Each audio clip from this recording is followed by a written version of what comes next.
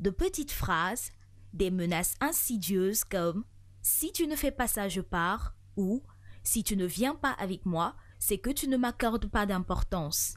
Des situations qui peuvent vous mettre mal à l'aise et ainsi vous faire revenir sur des décisions ou vous faire sentir coupable. Ce comportement a un nom. Le chantage affectif, c'est déjà emmener quelqu'un à vous aimer sans son consentement. À mon avis, faire du chantage à son compagnon, ce n'est pas nécessaire. C'est infondé, c'est injuste. C'est faire du mal à l'autre. Le chantage affectif est opéré dans le but de manipuler l'être aimé et d'obtenir gain de cause, un comportement diversement apprécié. Si tu aimes la personne, on ne peut pas lui faire du chantage. C'est-à-dire peut-être que tu n'es pas sûr de toi-même pour avoir quelque chose de cette personne, qu'on lui fait du chantage pour pouvoir avoir cette chose. En amour, je pense que ce n'est pas la bienvenue pour faire chanter une personne. Soit on aime la personne et on aimerait que les choses aillent bien, mais lui faire chanter, je pense que ce n'est pas une bonne chose, quoi. Pour la femme, c'est un peu normal chez nous de faire du chantage. Parce que c'est pas là qu'on peut gagner un homme en lui faisant du chantage. Par exemple, tu m'achètes ça, offre-moi tel morceau de pain. S'il ne t'offre pas, tu peux lui faire du chantage du genre. Ou bien je prends un autre exemple. Genre, va te présenter chez mes parents. Tu ne te présentes pas à mes parents. Dans quelques mois, entre nous deux, c'est terminé. C'est du chantage affectif pour moi. C'est normal de faire du chantage affectif à son mari. Le chantage affectif n'est pas normal en amour. Parce que l'amour, c'est quoi? C'est quelque chose qu'on ressent, qu'on ne peut pas réellement exprimer. Et qui doit normalement se passer entre deux personnes, une femme et un homme. Comment réagir face au chantage affectif? Si je découvre que ma partenaire me fait du chantage affectif, on se laisse. Oui, parce que là, il ne sait pas où elle peut aller, voilà, jusqu'à où elle peut aller. Mais c'est clair, quand tu es un homme, tu dois prendre ta décision. Moi, au cas où ça m'arrive, à ce niveau clair, c'est-à-dire je me sépare totalement de cette femme-là. Pour quelqu'un qui vous est familier, qui vous fait du chantage affectif, il faut peut-être donner des mises en garde à cette personne pour qu'elle arrête. Il ne m'est jamais arrivé de faire du chantage à mon partenaire parce que je ne vois pas le pourquoi le faire, je ne vois pas l'importance. Le chantage affectif se pratique à tout âge, entre parents et enfants, entre conjoints, entre amis et paradoxalement, il part parfois d'un bon sentiment qu'il faut savoir déjouer et ne pas se laisser culpabiliser. Car au fond, le chantage affectif, c'est tout simplement une prise de pouvoir en douceur. Voilà qui est clair. Si vous ne le saviez pas, maintenant vous savez qu'est-ce que c'est que le chantage affectif. Et elle, avec nous, Madame Bernadette Assou-Nguesson. On le fait plus ou moins. Pratiquement tout le monde. Moi, je le fais avec ma fille. Je lui dis, si tu aimes maman, fais ci. Si tu veux des bonbons, fais ça. C'est aussi chanter, faire chanter. Mais à quel moment ça peut être considéré comme étant toxique? Parce que tout le monde, Marco, il me fait du chantage. Il me dit, mais si, voilà, tu fais ci. Si tu ne fais pas ci, je ferai ça. Voilà, tout le monde le fait. C'est vrai que tout le monde a accès au chantage affectif. Mais l'utiliser de façon répétée et de façon intense dans toutes les circonstances n'est pas agréable parce que même celui qui fait chanter, le maître chanteur, n'est pas tout à fait à l'aise de savoir qu'il a obtenu quelque chose en faisant chanter l'autre.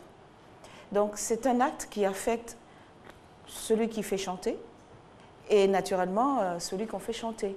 Dans tous les cas, l'un pense avoir un bénéfice au premier degré, au premier niveau, mais le bénéfice n'est pas à long terme et le bénéfice a un goût amer.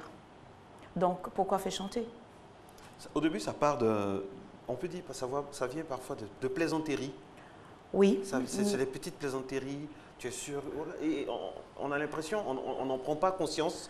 Et puis un jour, comme l'a dit ici, ça devient toxique, ça brise le couple.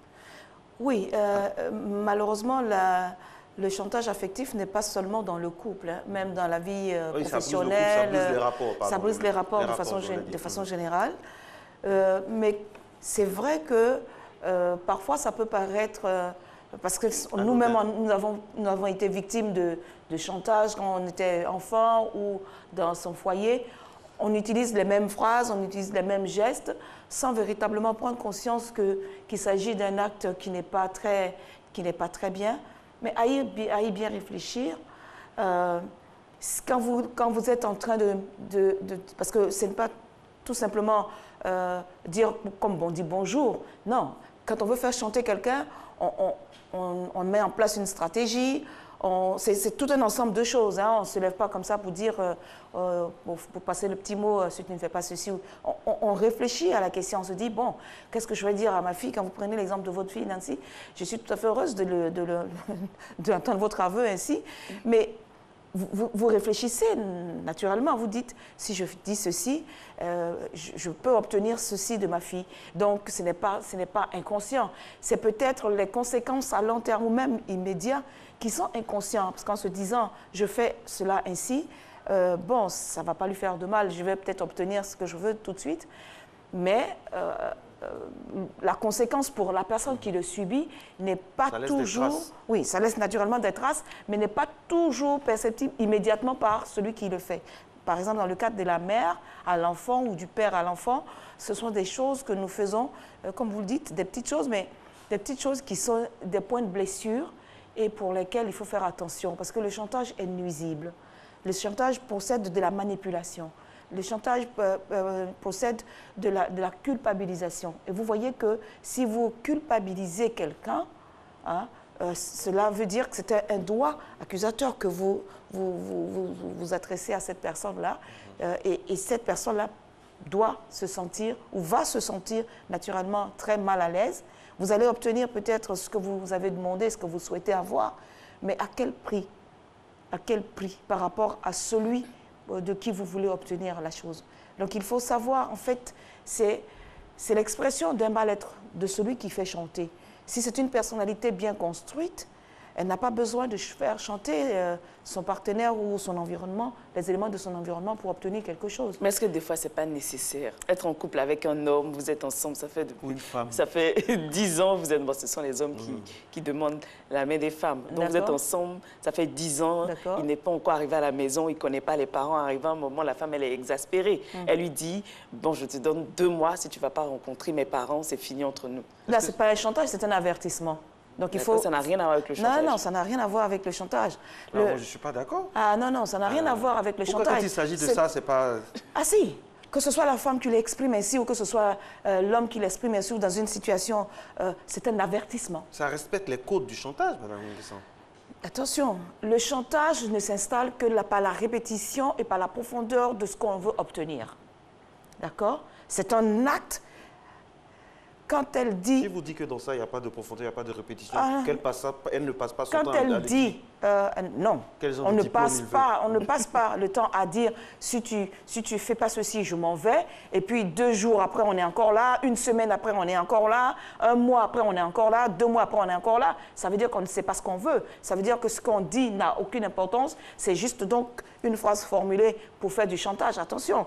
Quand elle dit de façon ferme, si ceci n'est pas fait, moi je m'en vais, c'est un avertissement. Il faut savoir faire la différence entre ce qui est un avertissement qui peut-être à un moment donné, on n'a pas conscience que c'est un avertissement qu'on a donné et qu'on dévie à la répétition, à plaisanter ou à minimiser la chose et puis que finalement on ne met pas à exécution ce qu'on dit. Non, en ce moment-là, ça passe dans le temps de Donc c'est quoi? C'est dans la récurrence? C'est-à-dire quand elle le dit une seule fois, elle ne revient pas dessus. Ça, c'est pas un chantage affectif. Non, c'est pas un chantage. C'est comme si, par exemple, moi, je dis à mon épouse, par exemple, je n'aime pas ton attitude envers ta manière de te comporter envers les étrangers. J'aimerais que ça change. Oui. Et sans revenir là-dessus, oui. Voilà, j'aimerais que ça change. Sinon. Donc c'est la même chose. Oui, c'est la même chose. Okay. Donc le chantage affectif, quand on parle de chantage, il y a derrière cela la répétition, la récurrence de ce qu'on utilise, de ce qu'on fait. C'est un mode de fonctionnement, d'accord? Mais une phrase pour dire, qui donne un avertissement, qui veut qu'on prenne une décision, n'est pas un mode de fonctionnement. Cela peut devenir un mode de fonctionnement. En ce moment-là, on dit qu'on rentre dans le chantage. Parce que quand on parle de chantage, il s'agit d'obtenir dans l'immédiat quelque chose. d'accord? Et on culpabilise la personne. Quand on dit si tu ne fais pas ceci, je m'en vais, il y a pas de, on ne culpabilise pas. On en fait un constat et on prend une décision, d'accord? Mais le chantage procède donc de manipuler la personne, on culpabilise et on obtient quelque chose parce qu'on connaît les faiblesses de la personne. Si tu m'aimes vraiment, fais ci. Si tu m'aimes vraiment, fais ça. On connaît la faiblesse de la personne, on connaît ses limites, on connaît ses peurs. Et donc, on utilise des moyens pour entrer et pour utiliser donc, ces faiblesses-là pour obtenir quelque chose. C'est cela la manipulation. Et c'est cela le chantage affectif parce que c'est mon mode de fonctionnement. Chaque fois que j'ai besoin de quelque chose, je dis, bon, je connais la faiblesse. Quand les parents parlent de bonbons, c'est la faiblesse de tous les enfants. Tous les enfants ont besoin de manger le bonbon, ils apprécient le bonbon. Donc, bon, ok, j'utilise ça parce que je sais que je vais avoir... Tu n'auras pas ton cadeau de Noël, tu n'auras pas ceci. Oui, parce que c'est une faiblesse. Oui, donc, on utilise ces éléments-là.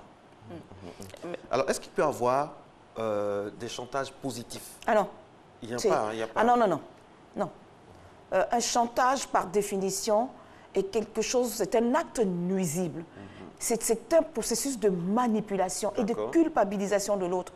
Qu'est-ce qu'il y a de positif là-dedans? Peut-être que inconsciemment, on peut dire que c'est positif parce que j'obtiens quelque chose. Un résultat instantané. Un résultat instantané qui est positif, mais à bien réfléchir, comme nous disons à l'entame, quand je mets tout ce processus en marche pour obtenir de la personne qui est en face de moi quelque chose, vous savez très bien que si vous n'y allez pas de cette façon-là, vous allez obtenir le refus en face. Vous n'aurez pas ce qu'on vous demande. Vous le savez très bien. Donc, si vous saviez que vous n'allez pas avoir ce que vous allez demander, ça veut dire que ce que vous allez demander pose un problème, est coûteux ou n'est pas intéressant pour la personne à qui on fait cette demande. Alors, on se dit, bon, moi je vais user de sa faiblesse, de son amour qu'elle a pour moi. C'est une faiblesse aussi, le chantage. Nous disons en entame qu'il s'agit donc de l'expression du mal-être profond de cette personne qui utilise le chantage. C'est une personnalité mal construite. Nous avons parlé il y a quelques temps en arrière des types de mères. Quand vous voyez la mère séductrice et le résultat que cela produit sur son enfant, c'est une personne mal aisée, mal dans son existence, qui utilise donc l'amour naturel qu'elle a pour son enfant et que l'enfant a pour elle en retour, pour obtenir de cet enfant-là de rester, de survenir, de rester toujours là, à ses petits soins, à faire un certain nombre de choses. Et cet enfant ne se construit pas. Donc, à la ligne, que fait cette mère? Elle détruit, pour son propre profit, l'enfant qu'elle devait aider à construire et qu'elle devait aider à se développer. Donc, il n'y a rien de sain dans le chantage affectif. Il n'y a pas de positivité. Ce n'est même pas possible de voir une certaine onde de quelque chose de positif dans le chantage. Je ne suis pas totalement d'accord avec vous. On peut être en couple, un homme qui n'aime pas se bouger. Par exemple, quand il y a les réunions de famille chez sa femme, il n'aime pas participer, il est un peu lent. Et la femme, elle peut utiliser son point fort, qui est peut-être sous la couette, dire à son mari, voilà, si demain il y a la réunion de famille, tu n'y participes jamais, si demain tu ne m'accompagnes pas, alors aujourd'hui tu ne me touches pas. Donc pousser... c'est le chantage le plus fréquent. C'est un chantage très fréquent, c'est malheureux, mais nous disons que quand vous parlez de point fort, le point fort c'est pour qui? Pour vous qui êtes en train de le dire, parce que vous avez un instrument de pouvoir entre vos mains. Dans le couple, l'acte sexuel ou tout ce qui entoure la sexualité de façon générale, c'est un grand pouvoir que l'un et l'autre détient.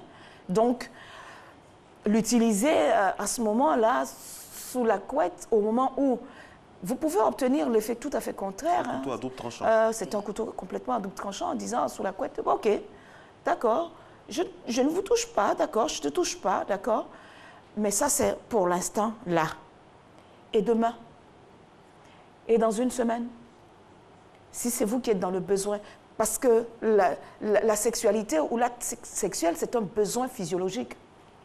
Donc, aujourd'hui, vous avez fait violence à votre partenaire parce que vous voulez obtenir quelque chose et vous avez utilisé cela, c'est une arme. Le chantage affectif, c'est une arme. Donc, attention, quand vous utilisez une arme, la détonation peut même vous détruire vous-même. Et donc, il faut faire très attention à l'arme que nous utilisons et pour quel résultat nous voulons obtenir. La chance qu'on a de vous avoir sur ce plateau, c'est que vous nous donnez des solutions, des pistes de solutions. Comment faire pour ne pas tomber dans cet engrenage du chantage? Comment faire en sorte que lorsqu'on est tenté de faire chanter, ce qui, on va dire, est subséquent et naturel à tout être humain, à tout moment, comment faire en sorte que cela puisse être naturel? Parce qu'à la vérité, quand on commence à faire chanter quelqu'un, on n'est plus naturel. On n'est plus naturel. Et là, ça fausse tout. On obtient des choses dans l'instantanéité, là, c'est bien. Mais après, ça nous fait du mal. Comment faire pour ne pas tomber dans cet engrenage-là? Alors, nous disons que ce soit le maître chanteur ou la personne qui est victime donc, de ce chantage-là, le mal est des deux côtés. Quand on est maître chanteur, c'est déjà prendre conscience de ce que cela produit sur l'autre. Et même à votre propre niveau. Parce que quand vous avez fini de faire chanter, que vous avez obtenu ce que vous vouliez, il y a le goût amer de ce qu'on a obtenu par chantage. Donc, prendre conscience que j'obtiens certainement des choses qui me font avancer, peut-être dans le domaine professionnel, qui me font avancer, dans le couple, me faire obtenir un certain nombre de choses. Mais quand je me superpose ou quand je fais la collecte de l'amertume et de tout le goût amer que je reçois, ou que je ressens après avoir obtenu ceci, il y a quelque chose qui ne va pas, donc il faut peut-être que je demande de l'aide, comprendre pourquoi est-ce que ma façon d'agir à moi, c'est toujours d'utiliser donc ce que j'ai donné. Le chantage, ça peut être un acte ou comme une parole. Là, on est resté sur la parole, mais ça peut être des actes. Je reprends ce que j'ai donné, c'est un acte, ou la menace de prendre ce qu'on a donné. Donc voilà. Donc, il faut déjà prendre conscience de cet état de choses, ma façon d'agir, les résultats que j'obtiens et le contre-résultat que j'obtiens, est-ce que c'est profitable pour moi? Certainement pas, donc il faut demander de l'aide et demander de l'aide aux personnes qui peuvent vous apporter véritablement de l'aide à comprendre donc ce qui se passe à votre niveau et vous aider donc à sortir. Cela peut provenir de très loin. Le maître chanteur s'est construit non pas de façon spontanée, ce n'est pas la menace ou l'avertissement qu'on donne juste de façon spontanée, mais quand on devient maître chanteur, cela procède donc de notre développement psycho-affectif et émotionnel. Comment est-ce que nous avons été construits et pourquoi est-ce que nous avons seulement que ce moyen pour obtenir les choses. Par rapport donc à celui qui est la victime du maître chanteur, il faut déjà se rendre compte qu'il y a un malaise spontané, instantané, qui s'installe dès que je suis victime de chantage. Et justement, ça c'est si le maître chanteur prend conscience de cet état de fait et reconnaît qu'il aime faire chanter. Oui. Et quand il ne reconnaît pas, l'autre qui est en face, comment il doit réagir? Oui, alors c'est ce que nous voulons dire. D'abord, la victime donc, du chantage se sent tout de suite mal à l'aise. J'ai donné quelque chose que je ne voulais pas. J'ai fait quelque chose que je ne voulais pas. Et on a le remords. C'est pas naturel. On est rempli d'amertume. On est en colère contre soi-même. Quand on finit de poser l'acte, quand on finit de donner ce qu'on a donné, quand on finit de dire aussi ce qu'on aime, on pince son enfant pour dire « dis-moi que tu m'aimes ». D'accord? Donc, quand on a fini d'obtenir cela, vous sentez que, bon, la personne en face est bien malheureuse, elle n'est pas dans son état normal. Et donc, vous qui ressentez donc ce malaise-là de ce qu'on vous a permis, ou on vous a obligé à donner quelque chose que vous ne voulez pas donner, il faut prendre conscience qu'à un moment donné, il faut que cela s'arrête.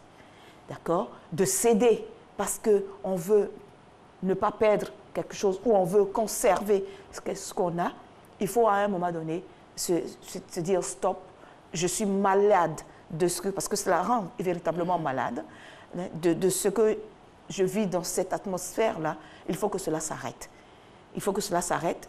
Et donc, quand on décide de dire stop, c'est donc commencer à dire non au chanteur, de dire non, ou de lui proposer autre chose, ce que vous êtes capable de donner, et non pas forcément ce qu'il veut. Donc, il y a tout un processus dans ce cas aussi. Il faut se faire aider parce qu'il y a des personnes qui sont victimes de chantage toute leur vie et qui ne savent pas comment il faut en sortir.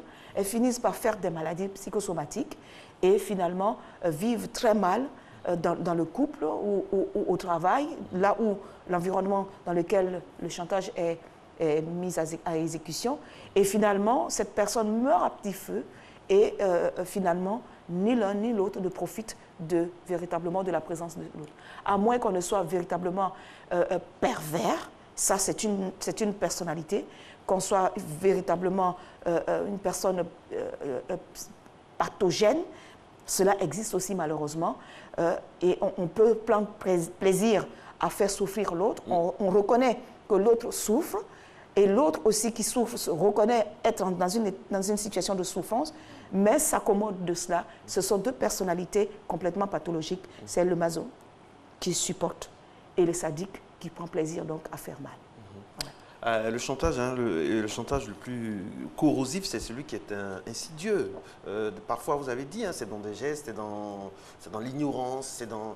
Voilà, et c'est vraiment pathogène. Alors, comment, à la vérité, ça prend sa naissance dans l'enfance? Dans l'enfance. Dans l'enfance ou par rapport à un événement qui a marqué votre vie, qui vous a bousculé et qui a tout renversé dans votre construction. Parce que l'être humain ne finit pas de se construire. Hein. C'est le physique qui finit à un moment donné à se construire. Il se construit et puis ensuite il se déconstruit avec l'âge. Donc, au point de vue physique, on finit de se construire. Hein. On a une taille qui reste là pendant 50 ans de notre vie et puis ensuite après on commence à s'affaisser et donc on perd de la taille quand on s'affaisse. Mais en dehors de cela, l'être humain ne finit pas de se construire sur le plan psychologique.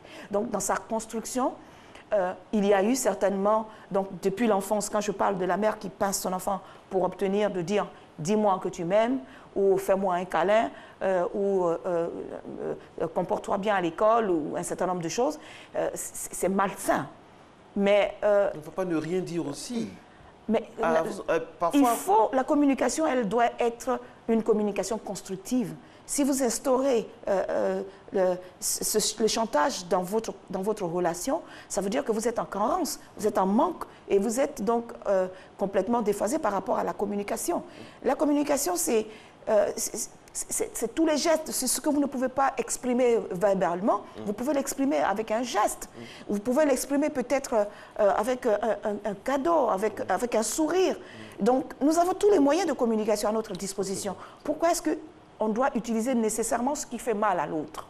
Si vous vous plaisez à faire mal à l'autre, c'est que vous avez un problème. À mettre la pression. À mettre la pression, c'est les menaces.